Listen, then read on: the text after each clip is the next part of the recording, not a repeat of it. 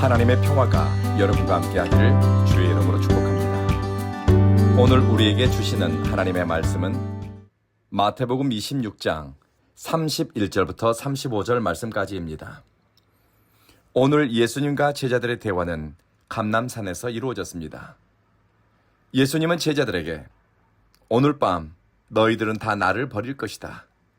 목자를 치리니 양떼가 흩어지리라. 그러나 내가 살아난 후에 너희보다 먼저 갈릴리로 갈 것이다 말씀하셨습니다. 주님의 말씀을 듣고 베드로가 대답합니다. 모두 주님을 버려도 나는 결코 버리지 않겠습니다. 하지만 베드로의 자신감 넘치는 말에도 불구하고 주님은 이렇게 말씀하십니다. 오늘 밤 닭 울기 전에 네가 3번 나를 부인하리라. 베드로는 자신의 진심, 자신감, 얼마나 주님을 사랑하는지 전하고 싶었겠지요. 내가 주님과 함께 죽을지언정 주님을 부인하지 않겠습니다. 다시 한번 강조합니다. 베드로의 대답을 들으면서 곁에 있던 제자들도 이구동성으로 자기들도 같은 마음이라고 말씀드렸습니다. 오늘 성경 말씀은 십자가 앞에서 인간의 확신이 얼마나 부질없는지, 인간의 감정에서 난 자신감의 한계를 보여줍니다. 베드로와 제자들의 마음은, 주님을 향한 마음은 진심이었을 겁니다. 주님에 대한 사랑의 감정이 가득할 때는 주님과 함께 죽을 수 있을 것 같고 또 주님을 위해 못할 것이 없어 보였습니다. 그러나 인간의 의지가 선하다고, 동기가 좋다고 그것이 끝까지 이어지는 것은 아닙니다. 하나님의 은혜가 붙들어 주어야 그 마음이 끝까지 갈 수 있습니다. 베드로의 마음에는 주님을 사랑하는 진심이 있었습니다. 그러나 그 내면에는 주님과 자신과의 관계, 공동체 안에서의 자신의 역할과 위치에 대한 자신감, 그동안의 헌신적인 행동에 대한 확신이 있었습니다. 하지만 나는 예수와 함께 죽을 수 있습니다. 라는 이 자신감 이면에 있는 자기의 연약함, 의지의 한계를 인식하지 못한 인식의 결핍이 있습니다. 예수님의 인간 이해, 베드로에 대한 이해는 정확합니다. 닭 울기 전에 3번 너는 나를 모른다고 부인할 것이다.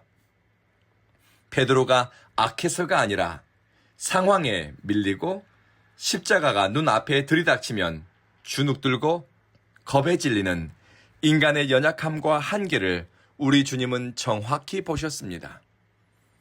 예수 때문에 모든 것을 버려두고 3년 동안 주님을 따를 정도로 헌신이 특심이었지만 결정적인 순간에 주님을 모른다고 부인하는 갈대 같은 마음을 가진 사람이 베드로이고 또 우리의 마음입니다. 베드로의 연약함, 제자들의 넘어짐에 대해서 주님은 미리 아셨고 그들의 선택을 앞서 보셨지만 결코 비난하거나 정죄하지 않았습니다. 주님은 넘어짐에 대한 질책, 실패에 대한 판단과 정죄보다는 우리 주님의 관심은 회복에 있습니다. 30년 전쯤에 미국에서 출판된 만약 목회자가 넘어지면이라는 책을 굉장히 흥미있게 읽은 적이 있습니다. 이 책에서 다루는 중요한 가치는 이것입니다. 만약 목회자가 여러 가지 이유로 넘어지고 실족하는 경우가 있는데 보통은 그들을 비난하거나 판단하고 정죄한다. 하지만 우리가 복음의 가치로 사람을 보고 믿음의 눈으로 더 나은 것을 기대한다면 넘어진 사람이 그리스도인으로 다시 회복될 수 있도록 어떻게 도울지를 고민해야 합니다라는 것입니다. 행동에 대한 비난, 선택에 대한 판단이나 정죄보다는 회복의 길을 고민하는 것이 영적으로 성숙한 태도입니다.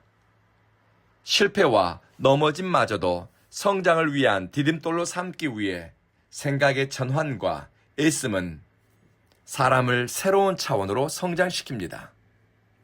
예수님은 베드로의 자신감과 확신에 찬 태도가 몇 시간 후면 거짓으로 들통날 줄 아셨고 그의 넘어짐을 예언하셨습니다. 그런데 이것은 단순히 베드로의 넘어짐에 대한 예고가 아니라 회복에 대한 약속을 포함하고 있습니다. 내가 다시 살아날 것이다. 그리고 너희를 만나기 위해 갈릴리로 갈 것이다.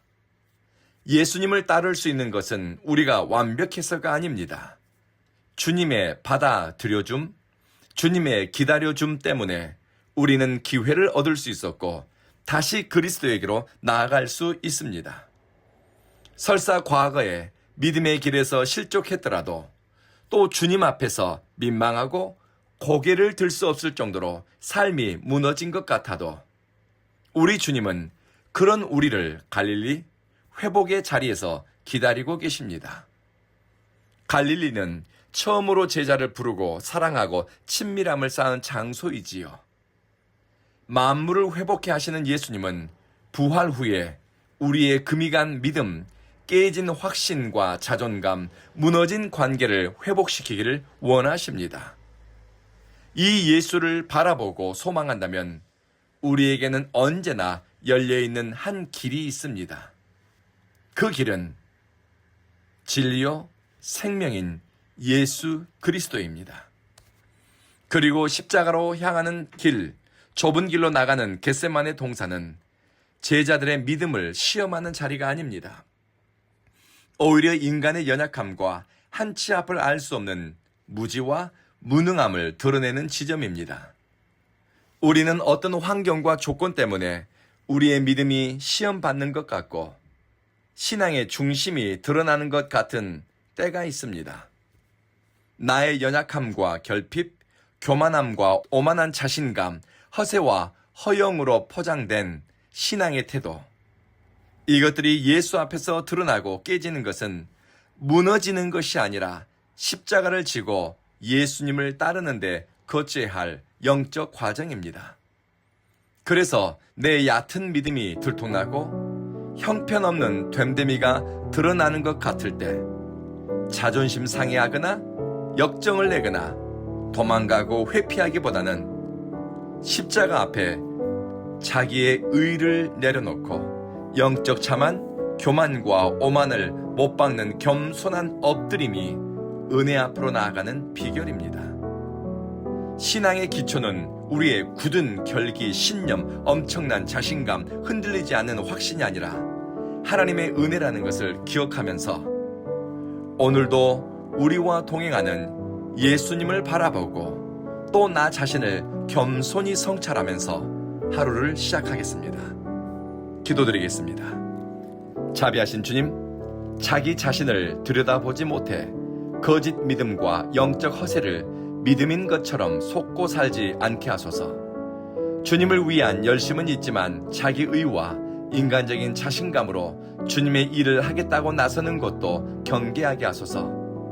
자기 의와 자기 신뢰의 감정이 깨질 때, 성급한 열심과 영적 자만이 무너질 때 우리는 회피와 도망, 단절보다는 그리스도를 처음 만났던 영적 성소, 주님과 친밀함이 회복되는 영적 갈릴리로 향할 수 있도록 도와주십시오. 실패마저도 제자도의 한 과정으로 만들고 회복시키는 예수 그리스도에게 소망을 두게 하소서. 사랑하는 주여, 우리 온 교회를 불쌍히 여기소서. 여린 갈대를 품듯 이 교회와 공동체에 속한 믿음의 식구들을 붙잡아 주십시오.